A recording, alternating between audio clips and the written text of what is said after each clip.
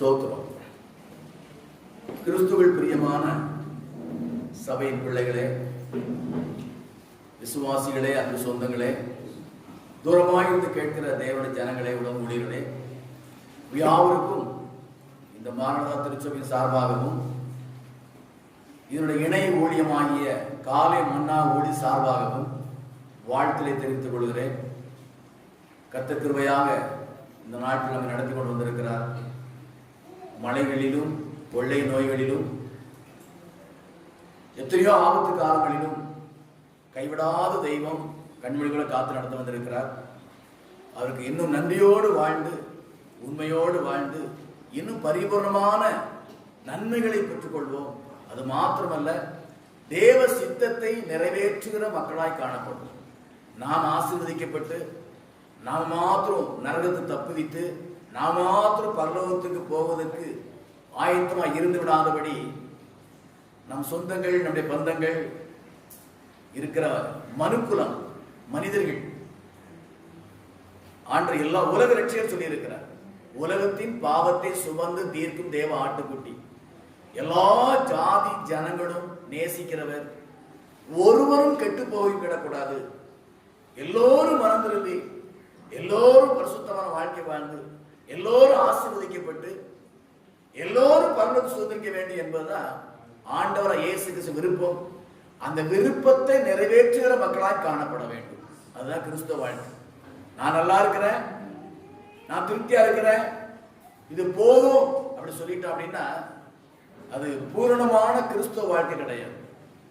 நான் பெற்ற ரட்சிப்பை இந்த உலகம் பெற்றுக்கொள்ள வேண்டும், நான் பெற்ற ஆசீர்வாதத்தை இந்த உலக மக்கள் பெற்றுக்கொள்ள வேண்டும், நான் பெறப்போற அந்த பரலோக ராஜ்யத்தை, சொர்க்க உலகத்தை முழு உலகம் பெற்றுக்கொள்ள வேண்டும் என்று பிரயாசப்படுகிற ஜெபிக்கிறவர்கள் தான் உண்மையான கிறிஸ்தவர்கள். சத்தை கேட்க நீங்கள் யாவரும் உண்மையான கிறிஸ்தவர்களை வாழ்வீர்கள், வாழ வேண்டும் என்று ஆண்டவராக இயேசு விரும்புகிறார். அல்லேலூயா, அல்லேலூயா, ஸ்தோத்திரம். ஆகவே அப்படி விருப்பத்தை நிறைவேற்ற மக்களாய் காணப்படுவோம். கர்த்தர் நல்லவராய் இருக்கிறார். இந்த 17வது நாள் தேதி, இந்த முதல் மாதத்துல இப்பதான் புது வருஷம் வந்த மாதிரி வேகமா ஓடி போச்சு. 16 நாள். இது 296வது காலை மன்னா செய்தி. இந்த லாக்டவுன் ஆரம்பித்த நாட்கள் இருந்து கர்த்தருடைய கிருபையினால, அவர் கொடுத்த ஆலோசனையினால, சில தேவனுடைய பிள்ளைகள் ஜெபத்தினால, கர்த்தருடைய பிள்ளைகள் உதவியினால இதுவரைக்கும் இந்த ஊழியம் நடந்து கொண்டு இருக்கிறது. ஒவ்வொரு நாளும் காலை 6 மணிக்கு அநேகருடைய தொலைபேசியில இருந்து கேட்பதற்கு அந்த கிருபை பாராட்டி இருக்கிறார். இதுவரைக்கும் 295 முடிஞ்சிருக்கு. இன்னைக்கு 96வது செய்தி. கர்த்தர் சித்தம் உள்ள வரைக்கும் தொடர்ந்து வருகை ஜெபமானுங்க. செவி கர்த்தர் பெரியதை செய்வார். ஸ்தோத்திரம். இந்த நாளிலும் கடந்த நாட்கள்ல ஜெயத்தை குறித்து தியானித்தோம். அப்படித்தானே? ஜெயத்தை குறித்து தான் ஒரு தலைப்பு. அந்த 7-6 நாட்கள் அதையும் தியானிக்கும்படியாக வித்தியாசமாக கர்த்தர் நடத்தி கொண்டு இருக்கிறார். பலவிதமான உபதேசங்கள் வருகிறது. மேன்மையான, ஆரவாரமான, ஆர்ப்பரிப்பு உள்ள அப்படிப்பட்ட காரியங்கள் வந்து கொண்டிருக்கிறது. இதுவோ சாதாரணமா, லகுவா, எளிமையா, எந்த ஒரு பெரிய செலவில்லாதபடி கர்த்தர் நடத்தி கொண்டிருக்கிறார். இது ஒரு வித்தியாசமான ஒரு வழி. அல்லேலூயா. இந்த வாரத்திலும் காற்றுகளை குறித்து நாம் தியானிக்க இருக்கிறோம். எதை குறித்து? காற்று. பலவிதமான காற்று வேதாகமத்தில் இருக்கிறது. நல்ல காற்று, கெட்ட காற்று, ஆசீர்வதிக்கிற காற்று, அழிக்கிற காற்று. யாரை காற்று ஆசீர்வதிக்கிறது, யாரை காற்று அழிக்கிறது, எந்த காற்று ஆசீர்வதிக்கும், எந்த காற்று அழிக்கும், இந்த சூழலில் நாம் எப்படி வாழ வேண்டும் என்று சொல்லி வேதாகமத்தில் பலவிதமான ஆலோசனையை கர்த்தர் எழுதி வைத்திருக்கிறார். அவரில் ஒரு சிலவற்றை இன்னைக்கு தியானிப்போம். மீதமுள்ள ஒரு சிலவற்றை ஒவ்வொரு நாள் காலையில நீங்க கேட்பதற்கு ஆண்டவர் கிருபை பாராட்டுவாராக. அல்லேலூயா, ஸ்தோத்திரம். அப்போஸ்தலர் நடவடிக்கை 2ஆம் அதிகாரம் 2ஆம் வசனம் எடுத்து வாசிப்போம். அப்போஸ்தலர் 2ஆம் அதிகாரம் 2ஆம் வசனம். அப்பொழுது பலத்த காற்று அடிக்கிற முழக்கம் போல வானத்தில் இருந்து சடுதியாய் ஒரு முழக்கம் உண்டாயிற்று. அவர்கள் உட்கார்ந்த வீடு முழுவதையும் நிரப்பிற்று. அவர்கள் உட்கார்ந்த வீடு முழுவதையும் அந்த காற்று நிரப்பிற்று. அல்லேலூயா, அல்லேலூயா. இது பெந்தேகோஸ்து நாட்கள்ல நடந்த ஒரு சம்பவம். அந்த ஒன்றாவது வாசிக்கும், ஒன்றாவது வசனம். பெந்தேகோஸ்து என்ற ஒரு நாள் வந்தபோது அவர்கள் எல்லாம் ஒருமனப்பட்டு, அவர்கள் கர்த்தருடைய சீசர்கள் எல்லாரும் ஒருமனப்பட்டு ஓரிடத்தில் வந்து இருந்தார்கள். இந்த பெந்தேகோஸ்து பண்டிகை என்று சொல்வது யூதருடைய ஒரு குறிப்பிட்ட பண்டிகையில் இரண்டாவது பிரதான பண்டிகை, திருவிழான்னு சொல்லுவாங்க. யூதருடைய ஒரு சில குறிப்பிட்ட பண்டிகைகளில் இது இரண்டாவது பிரதானமான பண்டிகை. இது அறுப்பின் பண்டிகை என்று சொல்றாங்க. என்ன பண்டிகை? அறுவடையின் பண்டிகை. அறுவடை அறுத்து தேவன் கொடுத்த ஆசீர்வாதங்களை முதல் பலனை கொண்டு வந்து தேவாலயத்தில் படைத்து அங்கே புசித்து குடித்து மகிழ்ந்து இருக்கிற ஒரு நாள் தான் இந்த பெந்தேகோஸ்து பண்டிகை என்று சொல்வது. அந்த நாட்களில் கர்த்தருடைய பிள்ளைகள் கூடி இருந்தார்கள். அந்த கூடியிருந்த அனுபவத்தை பார்க்கும் போது அவர்கள் முதலாவது ஒரு மனமாய் கூடியிருந்தார்கள். அல்லேலூயா. எப்படி கூடியிருந்தாங்க? ஒரு மனம், ஓரிடத்தில். இதை கொஞ்சம் உன்னிப்பா கவனிக்கணும். எனக்கெல்லாம் குடும்பமா இருக்கிறோம், யாரும் தனியா அப்படிப்பட்ட வாழ்க்கை யாரும் வாழல. குடும்பமா இருக்கிறோம். இந்த பலத்த காற்று, இது ஒரு மேன்மையான ஒரு காற்று, அது பரிசுத்த ஆவியை குறிக்கிறது. இந்த காற்று நம்ம வீட்டுக்குள்ள வரணும் அப்படின்னா குடும்பத்துக்குள்ள ஒரு மனம் காணப்படணும். குடும்பத்துக்குள்ள ஒரு மனம் காணப்பட வேண்டும். ஏன் அப்படி இல்லாமலாம் இருக்கும் பாஸ்டர்? ஒரு மனமா இருக்கிற மாதிரி சில குடும்பம் இருக்கும். சில இடங்களில் கணவன் மனைவிக்குள்ள ஒரு புரிந்து கொள்வது இல்லாம இருக்கும். பெற்றோர் பிள்ளைகளுக்குள்ள ஒரு புரிந்து கொள்வது இல்லாதபடி வாழுகிற குடும்பங்கள் இருக்கும். அப்படிப்பட்ட இடங்கள்ல இந்த காற்று வீசுவதற்கு வாய்ப்பு இல்லை. வேதத்தின்படி ஒரு மனம். அல்லேலூயா. நீங்க அதிகமா செபிக்கணும் நாட்கள்ல. நீங்க நிறைய சபைகளுக்குள்ள ஒரு மனம் இல்லாம இருக்குது, குடும்பத்துக்குள்ள ஒரு மனம் இல்லாமல் இருக்கிறது, சமுதாயத்திலையும் ஒரு மனம் இல்ல, தேசத்திலையும் ஒரு மனம் இல்லாம இருக்கிறது. ஆனா சத்தியத்தை அறிந்த தேவனுடைய பிள்ளைகள் குடும்பங்கள்ல ஒரு மனம் காணப்பட வேண்டும். மனைவி ஒண்ணு சொன்னாங்கன்னா கணவன் அதை என்ன செய்யணும்? அதை ஆமோதிக்கணும். கணவன் ஆமோதிக்கிற மாதிரி மனைவி சொல்லணும். ஒரு மனமா இருக்கணும். என் இஷ்டம் எதையாவது சொல்லுவேன், ஐயா நீங்க கேட்கணும் அப்படிங்கிற மாதிரி பேசக்கூடாது.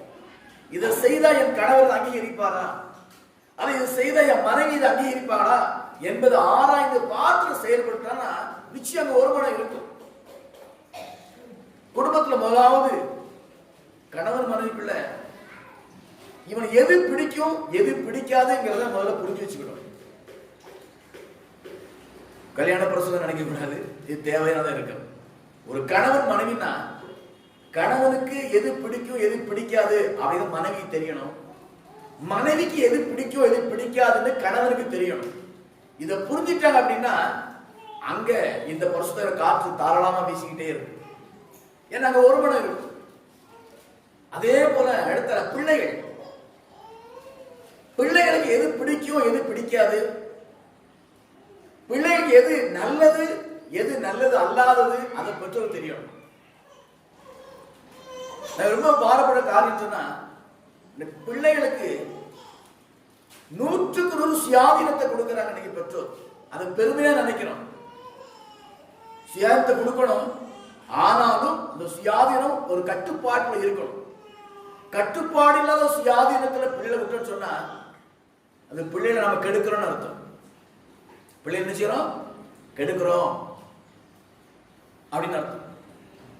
பிள்ளைகள் மன விருப்பத்தை நிறைவேற்றணும். அது அவசியமானதா தேவையானதா, இந்த காரியங்கள் பிள்ளைகளுடைய எதிர்காலத்தை இது சரியா கொண்டு போகுமா, என் பிள்ளைகள் சாட்சியா வாழ்வாங்களா, அதை பார்த்து அந்த காரியத்தில் பிள்ளைகளுக்கு சுதந்திரத்தை கொடுத்து ஒரு மனதை காத்துக்கொள்ள வேண்டும். பிள்ளைகளும் அதே மாதிரி பெற்றோர் விருப்பத்துக்கு ஏற்ற ஒரு வாழ்க்கை வாழணும். இன்னைக்கு நாகரிக காலத்துல சில பிள்ளைகள் பெற்றோரை கொஞ்சம் கூட மதிக்காத நிலையில வாழ்ற பிள்ளைகள் கிறிஸ்தவத்துக்குள்ள உண்டு. நம்ம படிப்பு, அறிவு, திறமை, அழகு, அந்தஸ்து, டிகிரி, நீ என்னத்தை தான் இருந்தாலும் பெற்றோர் நீ பிள்ளைதான். ஒரு தகப்பன் யார் அப்படி இல்லை, ஒரு சாதாரண கூலி வேலை பார்க்கறவனா இருக்கலாம், ஒருவேளை ஒரு பாவத்தில் இருக்கிற பெற்றோர் கூட இருக்கலாம். நீ ரட்சிக்கப்பட்டிருக்கலாம், வாலிப பிள்ளைகள், நீ அறிவு இருக்கலாம், ஞானம் இருக்கலாம். அதுக்காக பெற்றோருக்கு நீ பெற்றோர் ஆக முடியாது. அல்லேலூயா. பெற்றோருக்கு நீ பிள்ளைதான். அதுல ப்ரமோஷனே கிடையாது. படிப்புல ப்ரமோஷன் மேல போயிடலாம், அறிவுல பெற்றோர்கிட்ட மேல போயிடலாம், ஆரோக்கியத்துல பெற்றோர்கிட்ட மேல போயிடலாம். என்னத்த போனாலும் அந்த உறவுல நீ மேல போக முடியாது. உறவுல அவருக்கு நீ பிள்ளைதான். இந்த உணர்வு வாலிபர்களுக்கு காணப்பட வேண்டும், பிள்ளைகளுக்கு காணப்படணும். அப்படி இருக்கும் சொன்னா அந்த குடும்பம் தான் ஒரு மனமா இருக்கும். அல்லேலூயா. அந்த குடும்பத்துக்குள்ள இந்த காற்று வீசும். அந்த குடும்பத்துல இந்த காற்று வீசிட்டு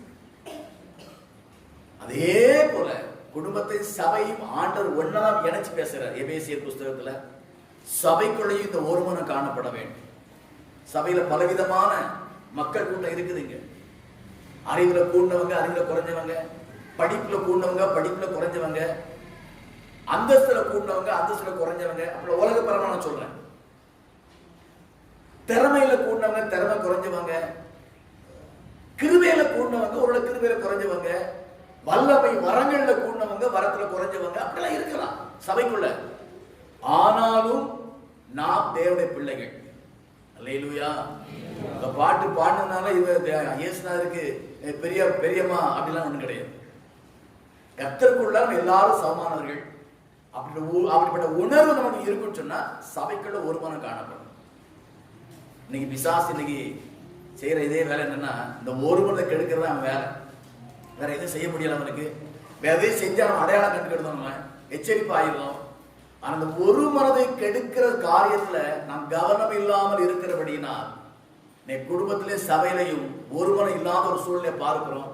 ஆகவே ஜெபம் கேட்கப்படாதபடி, பரிசுத்தான காற்று வீச முடியாதபடி நாமே நமக்குள்ள ஒரு போரை வச்சு மூடிக்கிட்டு இருக்கிறோம். இந்த போர்வைகள் களையப்பட வேண்டும். கடைசி காலத்துல குடும்பத்திலும் சபையிலையும் இதை காணணும், ஒரு மனம் காணப்பட வேண்டும். அவங்க எப்படியோ ஒருத்தர் உழைப்பாங்க, ஒருத்தர் நிறைய லட்சுரியா இருப்பாங்க, ஒருத்தர் ஏழ்மையில் இருப்பாங்க. அதெல்லாம் பத்தி பிரச்சனை கிடையாது. ஆண்டவருக்கு முன்பாக அவருடைய பார்வையில் நாம் எல்லோரும் சமமானவர்கள். இந்த உணர்வுள்ள இருதயத்தோட வாழும் என்று சொன்னால் சபையிலேயும் இந்த காற்று வீசும், குடும்பத்திலேயும் இந்த காற்று வீசும்.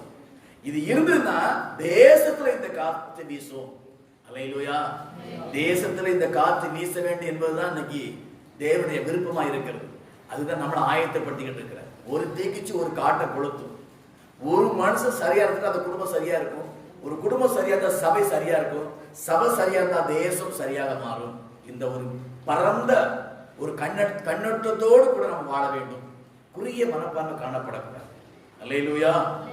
சரி, இந்த யூதருடைய அந்த அர்ப்பின் பண்டிகை, அந்த விளைவின் முதல் பலனை கொண்டு தேவ ஆலயத்தில் அர்ப்பணித்தார்கள் அன்றைக்கு.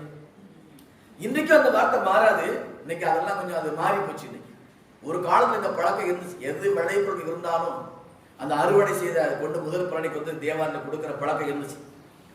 இன்னைக்கு அது மாறி போச்சு. அது ஒன்று தப்பு ஒன்றும் இல்லை. ஆனா இன்றைக்கும் இந்த வேத வசனம் ஆவிக்குரிய அடிப்படையில இந்த அறுவடை செய்கிற ஆத்துமாக்களை கொண்டு சபையில் சேர்க்க வேண்டும். அல்லேலூயா. அறுவடை செய்கிற ஆத்துமாக்கள், விளைநிலங்கள் அறுவடைக்கு ஆயத்தமா இருக்கிறது. எஜமான அறுவடைக்கு ஆட்கள் அனுப்பும்படி ஜெபிங்கள் சொன்னார். பாத்தீங்களா? ஆத்துமாக்கள் அறுவடைக்கு ஆயத்தமா இருக்கிறாங்க. இவனை கொண்டு போய் தேவ ஆலயத்தில் சேர்க்கிற ஒரு பண்டிகையை காணப்பட வேண்டும். அது வருடத்தில் ஒரு முறை வருகிற பண்டிகை, இரண்டாவது பண்டிகை. அன்றைக்கு நமக்கோ இந்த பெந்தகோஸ்து பண்டிகை ஒவ்வொரு நாளும் கொண்டாட வேண்டும், ஒவ்வொரு வாரமும் கொண்டாட வேண்டும். அப்படின்னா என்னது? ஒவ்வொரு நாளும் ஆத்துமா அறுவடை செய்வதற்கு நாம அர்ப்பணிக்க வேண்டும். ஒவ்வொரு வாரமும் புதிய ஆத்துமாக்களை ஆலயத்தோடு சேர்ப்பதற்கு நாம் பிரயாசப்பட வேண்டும். அப்படி செஞ்சாதான் இந்த பெந்தகோஸ்தே நான் சொல்றதுக்கு அர்த்தம் உள்ள ஒரு வார்த்தையா. அப்படி இல்லைன்னு சொன்னா போலியான பெந்தகோஸ்தா தான் நம்ம இருப்போம். பெந்தகோஸ்துன்னா இன்னைக்கு என்ன நினைக்கிறோம்? பூவும் பொட்டு நகையை கட்டி போட்டா பெந்தகோசு, சத்தமா பாட்டு படிச்சா பெந்தகோசு, வேகமா மியூசிக் போட்டா பெந்தகோசு அப்படி நினைச்சிட்டு இருக்கிறோம். அது ஒரு அளவுக்கு தான் உண்மை. உண்மையான பெந்தகோஸ் சொன்னா ஆத்துமா அறுவடை செய்யறவள உண்மையான பெந்தகோஸ்காரர்கள் வேதத்தின்படி. அல்லேலூயா, அல்லேலூயா. அப்படி இல்லைன்னு சொன்னா நாமளும் எல்லாரையும் போல வேதக்காரர்கள் அந்த கிறிஸ்தவர்கள் அப்படி சொல்லிக்கலாம். பெந்தகோஸ்துன்னு சொன்னா அதுக்கு அர்த்தமே இதுதான். இந்த அர்த்தம் இன்னைக்கு மூடி மறைக்கப்பட்டு ஆரவாரம் ஆர்ப்பரிப்பு ஆட்டம் பாட்டம்னா பெந்தகோஸ்து நினைச்சிட்டு இன்னைக்கு பிசாசனை ஏமாற்றி கொண்டு இருக்கிறான். ரொம்ப கும்மாளம் போட்டு ஒரு பூச்சை கூட ஆராய்ச்சி அது பெந்தகோஸ்து அப்படின்ட்டு நம்மளை அப்படி புரிய வச்சுட்டான் இன்னைக்கு பிசாசு. மனக்கண்கள் திறக்கப்பட வேண்டும். ஆரவாரம் ஆர்ப்பரிப்பு நல்லது, அதுதான் பெந்தகோஸ்து கிடையாது. ஆத்தும அறுவடை செய்வதுதான் பெந்தகோஸ்து. ஒரு கைதிட்டு ஆண்டவரை மையப்படுத்துவோம்.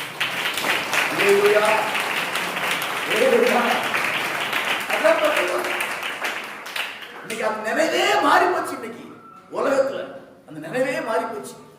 இன்னைக்கு பரிசுத்தாவே நமக்கு நினைவுபடுத்துறார், நீ கவனமாயிரு, நீ பெந்தகோஸ்காரனாயிரு. யாராயிரு?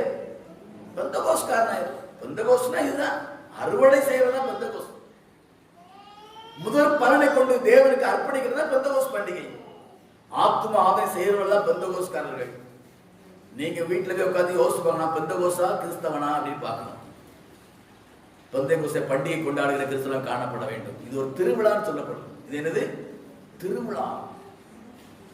நம்ம எத்தனையோ திருவிழா கொண்டாட உலக பிரகாரமாக ரட்சிக்கப்பட எல்லா திருவிழாவையும் நிறுத்திட்டோம். இன்னைக்கு சில ஏக்கமா இருக்கும். தீபாவளி வந்தது, வடை போட முடியாது, வெடி போட்டா யாராவது பாஸ்வை சொல்லி கொடுத்துருவாங்க, அவர் வேற போட்டு அடி அறுத்து விடுவாரு. தீபாவளி கொண்டாட முடியலையே, பொங்கல் கொண்டாட முடியலையே, அப்படி ஏக்கம் ஒரு சிலட்ட இருக்கும். பண்டிகை இல்லையே, அது ஒரு வருடத்துல ஒரு நாள் பண்டிகை, நமக்கு அனுதினம் பண்டிகை. அல்லேலூயா. வார வாரம் நமக்கு பண்டிகை நாள். எப்ப வேணா பண்டிகை கொண்டாடும். ஒரு ஆத்மாவை பண்ண நமக்கு அன்னைக்கு பண்டிகை நமக்கு. ஏன்னா பரலோகம் சந்தோஷப்படுது நம்ம பண்டிகையில. அல்லேலூயா. ஒரு பாவி மனம் திரும்போது பரலோகம் மகிழ்வது. நம்ம பண்டிகை பரலோகத்தை மகிழப்படுற பண்டிகை காணப்பட வேண்டும். நம்ம முன்னால கொண்டாடின பண்டிகை வானத்தை வெளிச்சமாக்கும்,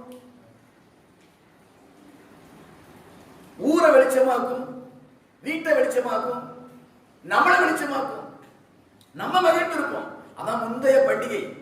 இந்த பண்டிகை பரலோகத்தை மகிழப்படுற பண்டிகையாக இந்த பெந்தகோஸ்து பண்டிகை. இந்த பண்டிகை நீங்கள் அனுதினமும் கொண்டாட வேண்டும் என்று கர்த்தர் விரும்புகிறார்.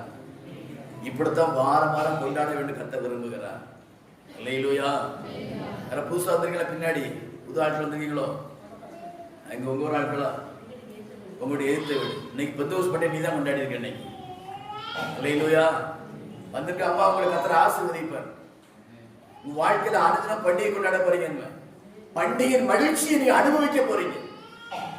ஒரு கிறிஸ்துமஸோ, ஒரு தீபாவளி, ஒரு பொங்கலோ, ஒரு தைப்பூசம் வந்த மகிழ்ச்சியா இருக்குமா மக்களுக்கு? அதை போன்ற மகிழ்ச்சி ஒவ்வொரு நாளும் உங்க உள்ளத்துல நீங்க அனுபவிப்பீர்கள். உங்க வீட்டுல அந்த மகிழ்ச்சி காணப்படும், உங்க குடும்பத்துல அந்த மகிழ்ச்சி காணப்படும். கர்த்தர் அப்படி ஆசீர்வதிப்பார். அல்லேலூயா. விசுவாசியில் கவனமா இருங்க, ஞானமா இருங்க, விவேகமா இருங்க. நமக்கு ஒரு நாள் வருடத்துல குறிப்பிட்ட தலைவட்டு எண்ணக்கூடிய பண்டிகையில 365 நாளும் பண்டிகை கொண்டாட முடியும். அல்லேலூயா. ஆமா, புத்தாடு பணம் வேண்டாம், புத்தாடதான் வேணும் அப்படிங்கிற அவசியம் இல்லை, ஏதோ அலங்கரிக்கணும் அவசியம் இல்லை. ஒரு ஆத்துமாவை ஆதாயப்படுத்திட்டா அன்றைக்கு நமக்கு பண்டிகை. நம்ம பண்டிகையோடு பரலோகம் மகிழ்ந்து கொண்டு இருக்குது. அங்கே பண்டிகை நாம் கொண்டாடுற பண்டிகை நம்ம சரீரத்தோடு, நம்ம குடும்பத்தோடு, உலகத்தோடு அழிந்து போகிற பண்டிகை இல்லை. பரலோகத்தை கொண்டாடப்படுற பண்டிகை நாம் கொண்டாட வேண்டும். அல்லேலூயா. இங்க அதான் இருந்துச்சு. அதான் என்னது இருந்துச்சு. ஒரு மனமாய் கொண்டாடு, ஓரிடத்தில் கொண்டாடு, ஓரிடத்தில் கூடினார்கள். சரி, ஸ்தோத்திரம். ஆதாரம் யோவான் சுவிசேஷத்தில் யோவான் 16ஆம் அதிகாரம், யோவான் சுவிசேஷம் 16ஆம் அதிகாரம் 5 முதல் 15 வசனம் வரைக்கும் சில காரியங்கள் இருக்குது. நீங்க அதை பாத்தீங்கன்னா இயேசு கிறிஸ்து கடைசியில சீசர் சொன்ன ஒரு உபதேசம், ஒரு ஆலோசனை, அல்ல ஒரு கலந்துரையாடல் அவசரத்துல, இப்பொழுது நான் என்னை அனுப்பின இடத்துக்கு போகிறேன், எங்கே போகிறேன் உங்களுக்கு ஒருவரும் என்னது கேட்கல. இப்ப என்ன செய்ய, பூமிக்கு வந்த வேலை முடிச்சுட்டு இப்ப நான் போறேன். அல்லேலூயா. பூமிக்கு வந்த வேலை முடிச்சுட்டு நான் போறேன். ஸ்தோத்திரம். நீங்க தொடர்ந்து வீட்டிலே வாசித்து பாருங்க. 7ஆம் வசனம் இருக்கிறது, நான் உங்களுக்கு உண்மையை சொல்லுகிறேன். இயேசுவே சொல்லி இருக்கிறேன். உண்மையை சொல்லுகிறேன். அவர் வாயில வந்து ஒரு நாள் பொய் வரவே இல்லை. ஆனாலும் சொல்ற நான் உண்மையை சொல்றேன்னு நாம புரிந்து கொள்ளும்படியாக சொல்கிற உண்மையை சொல்லுகிறேன்னு சொல்லிட்டு நான் போகிறது உங்களுக்கு பிரயோஜனமாக இருக்கும். அல்லேலூயா. நான் போகிறது உங்களுக்கு பிரயோஜனமா இருக்கும். இயேசுக்கு இந்த பூமியில பிறந்த நாள் வந்து இந்த நாள் வரைக்கும் நமக்கு பிரயோஜனமாக அவர் செயல்பட்டுக்கிட்டு இருக்கிறார். அவர் சுயநலமா அவருக்காக எதுவுமே செய்யல, நம்ம பிரயோஜனத்தை செஞ்சுட்டு இருக்கிறார். ஒன்றே ஒன்று அவருக்காக செய்கிறார். அவர் ஏற்படுத்தியிருக்கிற பரலோக ராஜ்யத்தில் ஆத்துமகள் நிரம்ப வேண்டும், அது மட்டும் தான் அவருக்காக. மற்றபடி எல்லா நன்மைகளும் எல்லா பிரயோஜனமும் இந்த உலக மக்களுக்காக, அவரை நம்புகிற பிள்ளைகளுக்காக தான் செஞ்சுட்டே இருக்கு. நான் போகிறது பிரயோஜனமா இருக்கும். நான் போகாது இருந்தால் தேற்றரவாளன் உங்க இடத்தில் வரா. நான் போவேன் ஆகியில் அவரை உங்களுக்கு அனுப்புவேன். இப்ப நான் போய் தேற்றரவாளன் எப்போதும் உங்கள் ஒவ்வொருவோடு கூட அனுதினமும் இருக்கிற ஒரு தேற்றரவாளன் அனுப்புவேன். நான் போய் நான் இருந்தோம்னா நான் இங்க இருந்தா இங்கதான் இருப்பேன். இந்த தெருவில் தான் தெருவில் இருப்பேன், அந்த அந்த தெருவில் இருப்பேன். இந்த ஊர்ல தான் இந்த ஊர்ல இருப்பேன், அந்த ஊர்ல அந்த ஊர்ல மட்டும் தான் இருக்க முடியும். ஆனா தேற்றரவாளன் பரிசுத்தர் வரணும்னு சொன்னா ஒரே நேரத்தில் அகில உலகத்திலும் அவர் செயல்பட்டு கொண்டு இருப்பார். எல்லா மனிதர்களும் செயல்பட்டு கொண்டு இருப்பார். எல்லா மனிதனோடு இருப்பார். ஆகவே நான் போகிறது நல்லது உங்கள் பிரயோஜனத்திற்காக. அல்லேலூயா, அல்லேலூயா. ஸ்தோத்திரம். சொல்லி நீங்க என்ன பாத்தீங்கன்னா அந்த 8வது சொல்லி இருக்கிறது, அவர் வந்து அவர் என்ன செய்வாரு? வருவார். அவர் வந்து என்ன செய்ய? பாவத்தை குறித்து, நீதியை குறித்து, நியாயத்தை குறித்து உலகத்தை கண்டித்து உணர்த்துவார். உணர்த்துவார் மட்டுமல்ல, கண்டித்து உணர்த்துவார். அப்ப அந்த உணர்த்தல்ல ஒன்னும் ஒரு எஃபெக்ட் இருக்கு. கண்டித்து உணர்த்துவார். நம்ம பேசணும்னு சொன்னவங்களுக்கு கண்டித்துதான் தான் இருக்கும். இதுதான் ஆவியான செய்யற வேலை. அல்லேலூயா. எந்த குடும்பத்துல கண்டிப்பு இல்லையோ அந்த குடும்பம் சாட்சியா வாழாது. எந்த சபையில கண்டிப்பு இல்லையோ அந்த சபை சாட்சியா இருக்காது. சில ஊழியர் சொல்லுவாங்க, இந்த செய்தியெல்லாம் கேட்டுட்டு, பாஸ்டர் இப்படிலாம் பேசுறீங்கள, சபைகள் எப்படி இருக்கிறாங்க? சந்தோஷமா இருக்கிறாங்க. போகலையா? போக மாட்டாங்க அவங்க. அல்லேலூயா. எங்களுக்கெல்லாம் அப்படி போனா முறைச்சி பார்க்கான, அடுத்த வரமாட்டாக்கான. இந்த கண்டிப்பை காத்து ஒருத்த முறைக்கிறான் வரலன்னு சொன்னா அவங்க இல்லாமல் இருப்பது நல்லது. அல்லேலூயா, அல்லேலூயா. கண்டிப்பை பார்த்து சந்தோஷப்படுத்த அர்ப்பணிக்கிறாங்க பாத்தீங்களா? அவங்க சபையில இருக்கணும். அந்த சபை தான் ஆசீர்வதிக்கப்படும். அவங்க தான் ஆசீர்வதிக்கப்படுவாங்க. இன்னைக்கு அந்த கண்டித்து அப்படிங்கிற வார்த்தையை இன்னைக்கு பிசாசு எடுத்துட்டான். பிசாசு எடுத்துட்டான். பிள்ளைகளை கண்டிக்க முடியல, பாசு சபையை கண்டிக்க முடியல. சில இடங்கள்ல பிள்ளைகளை கண்டிக்க முடியுதா? ஏற இறங்க பாக்குது, மிரட்டுது. என்ன செய்யுது? மிரட்டுது. நான் வேணா போயிடுறேன் வீட்டை விட்டு. படிக்க வச்சிருக்கோம், நம்ம தான் உணவு கொடுத்துருப்போம், உணவு வாங்கி கொடுத்துருப்போம், படிக்க வச்சிருப்போம். இப்ப சம்பாதிக்க ஆரம்பிச்ச உடனே பிள்ளைகளை கண்டிக்க முடியாத ஒரு சூழ்நிலை. அது யாரு காரணம்னா பெற்றோர்கள் காரணம். சின்ன வயசுலயே அப்படி வளர்க்கல. பெற்றோர்கள் பிள்ளைகள் அவசியம் இல்லாம தேர்ட் பர்சன், 3வது பர்சன் நம்ம வீட்டுக்குள்ள ஏத்தாம இருக்கிறது நல்லது. நமக்கு ஆத்தும் பாரம் இருக்கு, கூப்பிட்டு ஒரு சாப்பாடு கொடுத்து காப்பி கொடுத்து இயேசு சொல்லிடலாமே அப்படி நினைப்பது நல்லது. அதுல கவனம் வேணும். அல்லேலூயா. என்ன வேணும்? சுவிசேஷம் ரோட்டோட வச்சுக்கிடணும். ஒரு வயதானவங்க அப்படின்னா அவங்கள வீட்டுல கூப்பிட்டு சுவிசேஷம் சொல்லலாம். அந்த வயதானவங்களையும் கவனமா இருக்கணும். வயதான கேஸும் ஏகப்பட்ட வித்தியாசம் ஆட்கள் இருக்கிறாங்க. இப்ப கிழடு கட்டதான் நிறைய வித்தியாசமா இருக்கு. ஆகவே இப்படிப்பட்ட சூழ்நிலை இந்த உலகம் யாருக்கும் வரக்கூடாது. கண்டித்து பிள்ளைகளை வளர்க்கணும். வாலிய பிள்ளை சொல்ற என் சில நிறைய வரும். உங்களோட சற்று நேரம் என்னது பேசிக்கொள்ளலாமா அப்படின்னு ஒரு அழகான பொம்பளை படம் மட்டும் மெசேஜ் வரும். நான் எங்க வீட்டை பண்ண கட்டினப்பா என் ஃப்ரெண்டா வரப்படலாமா அப்படின்னு பொம்பளை வரும். இப்படி ஏகப்பட்ட செய்தி ஹாய் அப்படின்லாம் வரும். நான் ஆய் அப்படின்னா அதுக்கு அர்த்தம் வச்சுக்கேன். ஆய் அது என்னது? ஆய் அப்படியே நார போறேன்னு அர்த்தம். ஹாய்னு செல்போன்ல சமாதானம் வருதுன்னா உன் வாழ்க்கைய நார பண்ண போறா ஒருத்தன் அல்லது நார பண்ண போறா ஒருத்தி. நம்ம ஆயோட சமையா எனக்கு ஆய் சொல்லிட்டா ஆய் நினைச்சிட்டா நீ தப்பிடுவேன். ஆயின்னு பல்ல காட்டினா வாழ்க்கை தொலைஞ்சிடும். அல்லேலூயா. இந்த பரிசுத்தாவி எதுக்கு வருகிறாரா? கண்டித்து உணர்த்துவதற்கு. அல்லேலூயா. கண்டித்து எதுக்கு? பாவத்தை குறித்து, நீதியை குறித்து, நியாய தீர்ப்பை குறித்து கண்டித்து உணர்த்துறது. இந்த பரிசுத்த ஆவியானவர் பேசுறதுக்கு அற்ப பேச அதெல்லாம் இந்த அதெல்லாம் ஒண்ணும் கிடையாது அப்படிங்கிற மாதிரி. பரிசுத்தாவி இல்லைன்னு சொன்னா நான் கூட சரி சாட்சியா வாழ முடியாது, பரிசுத்தம் வாழ முடியாது. எனக்கு அந்த திறமை கிடையாது, ஞானம் கிடையாது, அறிவு கிடையாது. நான் பிறந்தது பாவத்துல பிறந்தவன். என் சரீரம் பாவ சரீரம், என் உணர்ச்சிகள் பாவ உணர்ச்சி. இந்த பரிசுத்த ஆவியானவர் அதெல்லாம் அப்படியே அடக்கி வச்சிருக்கிறார், எந்திக்க விடாம கட்டுப்பிடி வச்சிருக்கிறார். அதனால என் வண்டி ஓடிக்கிட்டு இருக்குது. உங்க வண்டி எப்படி நீங்க தான் பார்த்துக்கணும். கண்டித்து உணர்த்துகிறவர் அப்படி சொல்லிட்டு நீங்க கீழே தொடர்ந்து வாசி பார்த்துங்க. வாசி பார்த்துட்டு 13ஆம் வசனம், சத்திய ஆவியாக வரும்போது, சத்திய ஆவியாகிய அவர் அவர் பேர சத்திய ஆவி, உண்மையுள்ள ஆவியானவர். அந்த காற்று வருகிறது. சத்திய ஆவியாக வரும்போது சகல சத்தியத்துக்குள் உங்களை நடத்துவார். நடத்துவார், சத்தியத்துக்குள் நடத்துவார். உலகம் பொய்யா இருக்குது, மாயையான உலகமா இருக்கிறது. உண்மை எது பொய் எதுன்னு புரிந்து கொள்ள முடியல, ஒரிஜினல் எது டூப்ளிகேட் எது தெரியல. அந்த மாதிரி சொல்லுவாங்க, நான் பிள்ளை மாதிரி நினைச்சேன். மாதிரி சொன்னா டூப்ளிகேட் அர்த்தம். பிள்ளை தான் பிள்ளை, புருஷன் தான் புருஷன், அம்மா தான் அம்மா, அப்பா தான் அப்பா. மாதிரி சொன்னா அது வந்து டைப் டூப்ளிகேட். மாதிரி எல்லாம் அங்கீகரிக்க கூடாது, ஒரிஜினல் தான் அங்கீகரிக்கணும்.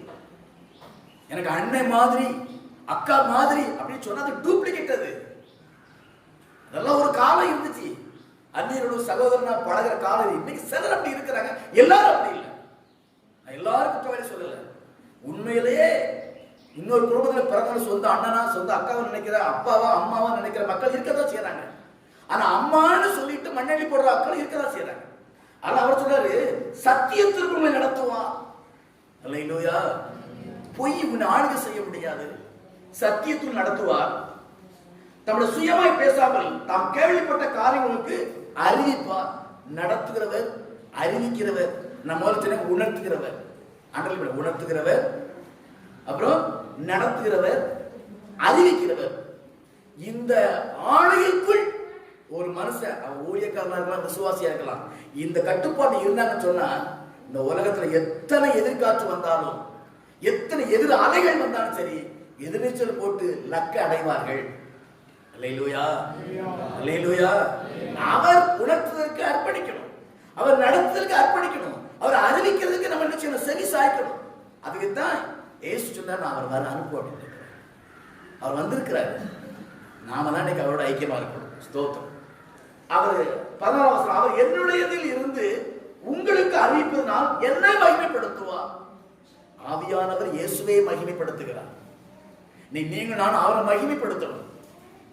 நல்லா இருக்கிற கர்த்தர் கிருபையினால, ஆசீர்வாதமா இருக்கிறேன் கர்த்தர் கிருபையினால, சுகமா இருக்கிறேன் கர்த்தர் கிருபையினால, என் பரிசுத்தத்தை நான் காத்துக்கிட்டு இருக்கிறேன் கர்த்தர் கிருபையினால. இப்படி சொல்லிட்டோம்னா கடைசி வரைக்கும் நம்ம காத்துக்கலாம். நான் யார் தெரியுமா? நாம எந்த அட்டாக் பண்ண முடியாது, நமக்கு நான் பாவம் நிக்க முடியாது. காலை பிடிச்சிட்டோம்னா கழுத்துல கண்ணி போட்டான்னு அர்த்தம். பெருமை உள்ளவங்க தேவன் ஏத்து இருக்கிறார். மகிமை கர்த்தருக்குரியது. இயேசு ஜீவனை கொடுத்தார், ரத்தம் சிந்தினாரு, ஆனா மகிமையை ஒருவரும் கொடுக்க மாட்டோம் அப்படின்னு இருக்கிறார். அல்லேலூயா. மகிமைக்குரிய தெய்வம் அவர். அவர் மகிமை செலுத்தல் நம்ம சோர்ந்து போகக்கூடாது, மகிமை செலுத்த தவறி போயிடக்கூடாது, மகிமை செலுத்த மறந்து போயிடக்கூடாது. கிருபை, கிருபை, கிருபை. நான் சென்னை பேருக்கு ஒரு தச்சர ஊழியக்காரரை பார்த்தேன். நம்ம ஊர்ல போய் சின்ன பையனை பார்த்தது போய் பார்த்தா, அன்னைக்கு 2 சர்வீஸ் நடக்குது பாஸ்டர், ஒரு இங்கிலீஷ் சர்வீஸ் நடத்துற பாஸ்டர் அப்படின்னா சொல்லிட்டு, நான்லாம் இப்படி வர்றது கத்துற கிருபை. 2 சர்வீஸ் நடக்குது, சாயந்தரம் ஆங்கில சர்வீஸ் நடத்திட்டு இருக்கிறான். அவன் சொல்றான், நான்லாம் இப்படி நிக்கிறது கத்துற கிருபை. அவனை கத்த இன்னும் ஆசீர்வதிப்பு. பரிசுத்த அவன் இயேசு மகிமைப்படுத்துகிறார். உங்க வாழ்க்கையில அவரை மகிமைப்படுத்த பழகணும். வாயினால கத்த கிருபையினால், கத்த தயவுனால், கத்த இரக்கத்தினால நான் நல்லா இருக்கிறேன் அப்படி சொன்னா அவருடைய கிருபையோட தான் நம்மளோட விலகி போகாம இருக்கும். அந்த ஆசீர்வாதம் நிலைச்சிருக்கும். அவரை மகிமைப்படுத்துவார், நம்ம மகிமைப்படுத்த வேண்டும். 15ஆம் வசனம், பிதாவினுடையவைகள் யாவும் என்னுடையவைகள், அதனாலே அவர் என்னுடைய இருந்து உங்களுக்கு அறிவிப்பார் என்றேன். பிதாவுடையது இயேசுக்கு, இயேசுக்குரியது பரிசுத்தர் நமக்கு தருகிறார். அப்புறம் 3 தெய்வம் இல்ல, ஒரே தெய்வம் தான். நீங்க அதுலேயே பெரிய குழப்பம். ஒருத்தர் இயேசுதான், ஒருத்தர் பிதா தான், ஒருத்தர் பரிசுத்தாவியானவர் தான். இல்ல, 3 தன்மையா இருந்தாலும் ஒரே தேவன். அவற்றை இருக்கிறது, இவற்றை அவர் நம்ம தந்துட்டே இருக்கிறார். பரிசுத்தாவியர் அறிவித்தாலும், உணர்த்தினாலும், நடத்தினாலும் அவர் இயேசு மூலமாக பிதாவின் மூலம் நடத்தி கொண்டு இருக்கிறார். அவர்கள் நடத்தி கொண்டு இருக்கிறார்கள். ரொம்ப ரொம்ப கவனமா இருக்கணும். கடைசி நாட்டில் இது பெரிய குழப்பம். பட்டிமன்றம் நடக்குது இன்னைக்கு, வழக்காடு நடக்குது இன்னைக்கு.